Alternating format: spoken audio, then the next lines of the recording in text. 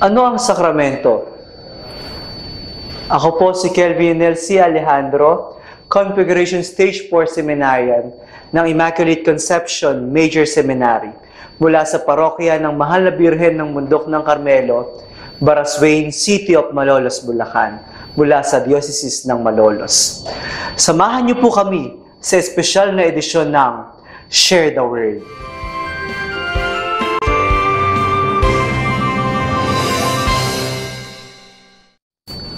Bago umakyat sa langit ang ating Panginoong Hesus, inutusan niya ang kanyang mga alagad. Humayo kayo at gawin ninyong alagad ko ang lahat ng bayan. Ito ay pagpapakita ni Hesus na magkamit ang lahat ng taon ng kaligtasan. Pero sa paghahabilin na ito, si Hesus ay may pangakong iniwan. Ako'y laging kasama ninyo hanggang sa katapusan ng sanlibutan. Ito ay pagpapahiwatig na lagi siyang nananatili sa atin at isa sa pagpapakita ng pananatili ni Hesus ay ang pagtatatag ng mga sakramento. Ano ba ang mga sakramento? Ito ay mula sa salitang Latin na sacramentum, na ang ibig sabihin ay panunumpa o katapatan ng loob o oath. Ang mga sakramento ay mga mabibisang tanda ng grasyang nagmumula sa kay Kristo na inihabilin sa kanyang simbahan upang magbigay ng biyaya na magdudulot sa taong tatanggap nito ng may pananampalataya ng kaligtasan. Ang pangunahing layunin nito ay pabanalin ang tao. Itaguyod ang katawan ni Kristo, ang ating simbahan, at sambahin ang Diyos upang ihatid sa atin ang kaligtasan. Ito rin ay magdudulot ng kalakasan upang mahalampasan natin ang ating mga makalupang buhay at pagsumikapang hangarin ang buhay kasama ang Diyos. Ang mga sakramento ay pamamaraan ng pakikipagtagpo kay Kristo dahil siya mismo ang pangunahing sakramento o primordial sacrament.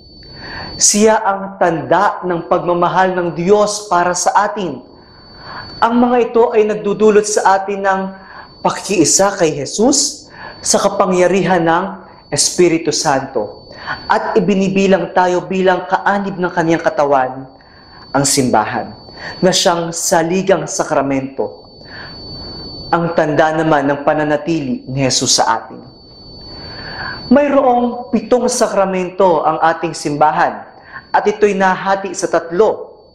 Ang unang bahagi ay tinatawag na sakramento ng pagtanggap o initiation. Ito ay binubuo ng mga sakramento ng binyag, kumpil, at Eucharistia. Ang ikalawang bahagi ay tinatawag na mga sakramento ng pagpapagaling o healing. Ito ay binubuo ng mga sakramento ng kumpisal at pagpapahid ng banal na langis sa mga may sakit. At ang huling 2 sakramento ay tinatawag na sakramento ng komunyon at misyon. Ito ay ang kasal at mga banal na orden. Ngayon, ating unawain ang ibig sabihin ng sakramento.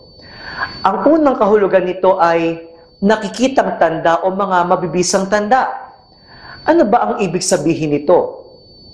Bilang tanda o simbolo, nakikita natin at nararamdaman ang biyayang kaloob ng Diyos na hindi natin nakikita upang magdulot ng kaligtasan patungo sa buhay na walang hanggan. Sa madaling salita, ginagamit ng Diyos ang mga pisikal na bagay tulad ng tinapay, alak, tubig, langis at mga pagkilos upang sa pamagitan nito, ang mga tao ay matanggap ang biyayang malayang ipinagkakaloob ng Diyos. Ito rin ay tinatawag na mabisa o efficacious dahil si Jesus ang siyang gumaganap o nangunguna sa mga sakramento para ipagkaloob ang mga biyaya sa pamagitan ng mga ito. Ang mga nasahanay ng banal na orden ang siyang kinatawan niya upang ibahagi ang mga biyayang ito sa mga tatanggap ng sakramento. Sa madaling salita, ang mga sakramento ay mabisang tanda or efficacious signs dahil si Jesus ang siya mismong namumuno o gumaganap at ginagamit niya ang mga nakikitang bagay upang ang biyayang hindi nakikita ay matanggap ng mga taong tatanggap nito upang magdulot sa kanila ng kaligtasan patungo sa buhay na walang hanggan.